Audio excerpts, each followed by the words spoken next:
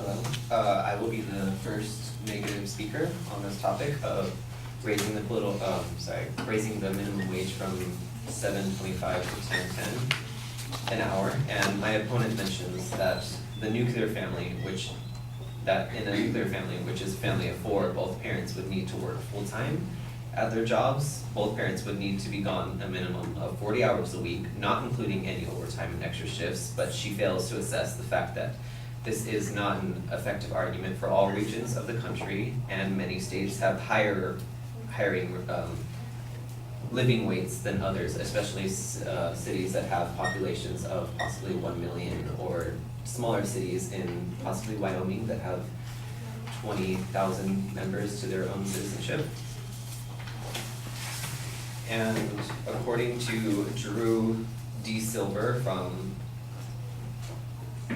Pew Research Center, one factor complicating the minimum wage discussion is that the cost of living varies widely, not just from state to state, but within individual states, something that is especially true in larger diverse states such as California and New York. To get a handle of these variations, we examined data on regional price variations, or RPPs, which measure local price levels in each of the nation's 381 metropolitan statistical areas and the non-metropolitan portions of the states. Relative to the overall national price level, anything above or below 100 will be the percentage difference on how expensive or cheap it would be to live there compared to U.S. average.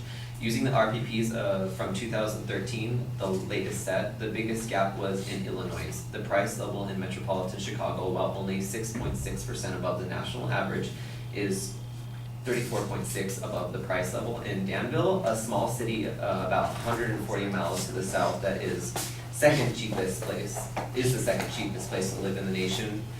Not far behind Illinois are California and New York, where the most expensive metro areas are 33.2 and 31.9 higher, respectively, than the latest expensive places. The states with the smallest gaps, such as Idaho, Wyoming, and Vermont, tend to be largely rural areas within few or no big cities. Price disparities make a big difference, and when it comes to comparing wages, when we discussed this subject in a previous post, we found that a $15 national minimum wage would yield $17.08 worth of purchasing power in Georgia, but only $12.26 in New York City. $12.26 in New York City, actually. Once the differing price levels in the two cities were taken into account.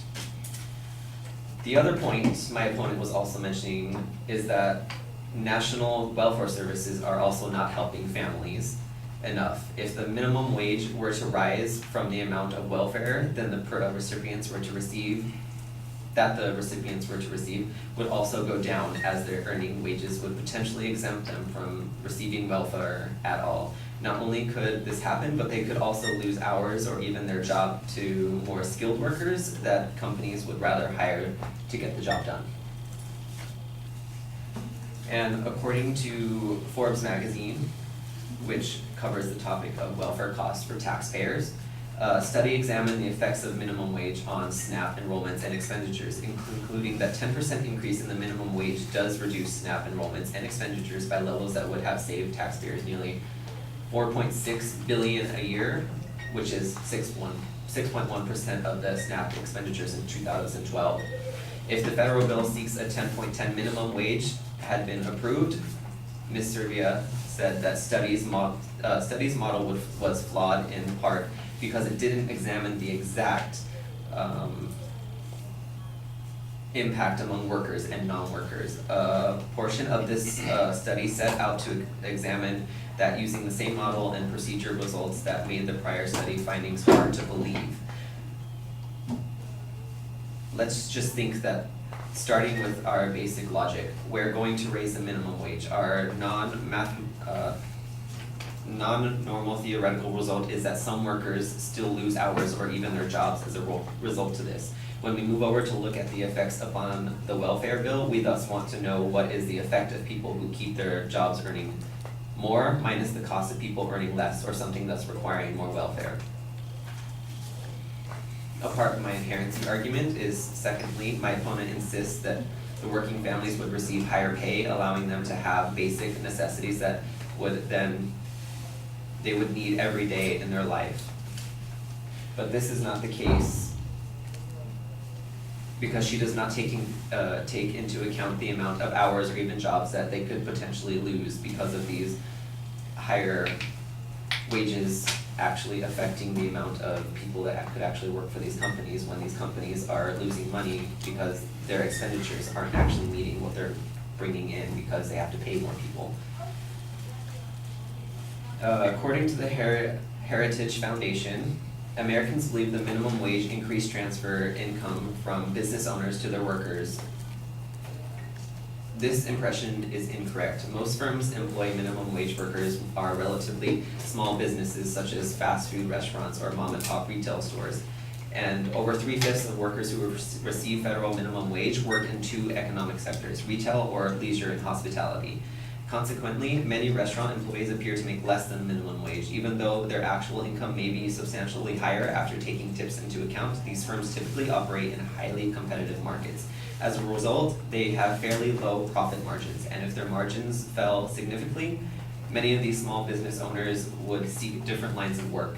When starting wages rise, these businesses pass. Sarah Lemos of the University of Leicester surveyed roughly 30 studies conducted before 2015. In my solvency, finally, I believe that in order to maintain a steady economy, when raising the minimum wage, we should not enforce a high minimum wage for all states. If there is going to be a minimum wage, why not let states decide? In fact, the states are already doing just that. According to the National Conference of State Legislators, 21 states have set the minimum wage higher than the federal law. 11 of these states' minimum wages is somewhere below $8 an hour, and 8 places their wage is between $8 and $9. A federal minimum wage set high enough to help people in high-cost states would be so high that it would have a big negative effect on low-skilled workers in the low-cost states. Conservatively, a minimum wage set low enough to not be detrimental to workers in low-cost states would do little for these in the high-cost states, because so many already make that much more or more.